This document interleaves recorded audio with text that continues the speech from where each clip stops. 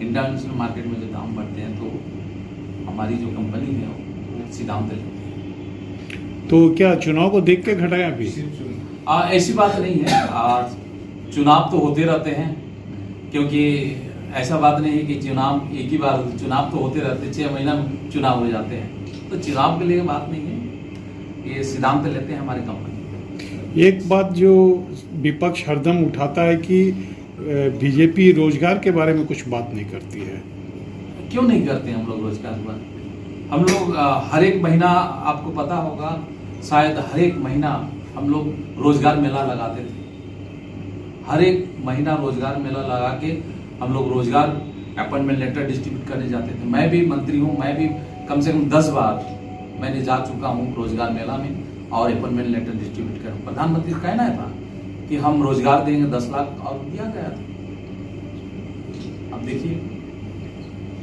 ठीक, धन्यवाद। देखिए, पहली बात, चुनाव के बाद भी कुछ कमतर आप लोग करेंगे, लेकिन महंगाई पेट्रोल से डिपेंडेंट है। कि पहली बात है कि हम 83% तेल बाहर से निर्यात करते हैं, और हमारी जो 3 बड़े बड़े कंपनी है, इंडियन ऑयल, भारत पेट्रोलियम और हिंदुस्तान पेट्रोलियम, ये तीनों कंपनी बैठ के ही निर्धारित करते हैं तेल का दाम बढ़ाना है या घटाना है। लेकिन हमारा कहना है कि आप देखिए, दिल्ली में जो रेट है वो झारखंड में नहीं है, असम में जो रेट है बंगाल में नहीं है।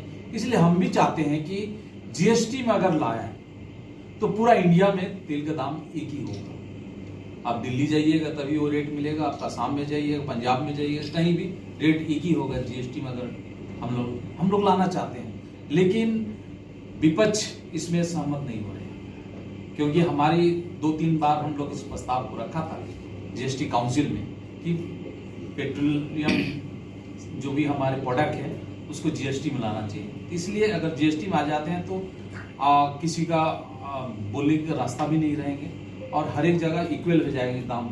इस तरह हम लोग सोचते हैं। और मैंने कहा कि 83% तेल हम बाहर से निर्यात करते हैं, और हमारी 3 कंपनी है वो बैठ के निर्धारित करते हैं तेल के दाम, क्योंकि इंटरनेशनल मार्केट में जो उठान तो होती है, कभी कभी डाउन में आती है, इसी के ऊपर डिपेंड करते हैं। सर, कच्चे तेलों घटा दिए, लेकिन स्टेट ने, किसी स्टेट ने घटाया नहीं। जो बीजेपी शासित जो स्टेट था वो तो घटा दिया, लेकिन विपक्ष के जो स्टेट है जैसे झारखंड हो गया, बंगाल हो गया, दिल्ली हो गया, तो घटाया नहीं उन लोगों ने। स्टेट वेट जो था, हम लोग सेंट्रल का जो टैक्स था हम लोग 10 रुपया हम लोग घटा दिए थे। जैसे अभी आपने गैस में कुछ घटाया, तो क्या आप लोगों के हाथ में है या अभी? भारत सरकार में पेट्रोलियम और प्राकृतिक गैस, श्रम और उद्योग विभाग के मैं राज्य मंत्री हूँ, और मैंने आज झारखंड आया था और मैंने सोचा कि एक बार टाटा के नगरी जमशेदपुर एक बार दौरा करूँ। तो इसी तरह से मैं पहुँचा, और भाई हमारा जो यहाँ के जो कैंडिडेट है हमारे भारतीय जनता पार्टी के, विद्युत बरण महतो जी हमारे साथी हैं। हम लोग पार्लियामेंट में 10 साल एक साथ हम लोग एमपी के नाते अपनी आवाज़ उठाते थे, और इस बार भी उनको टिकट मिला है। मैंने आगे यहाँ कुछ लोगों से मिला, जनता से पूछा इस बार विद्युत बरण महतो क्या होगा। लोगों का कहना था कि भारतीय जनता पार्टी की सरकार बनेगी, एनडीए की सरकार बनेगी, मोदी जी तीसरी बार भारत के प्रधानमंत्री बनेंगे, इसमें कोई डाउट नहीं है।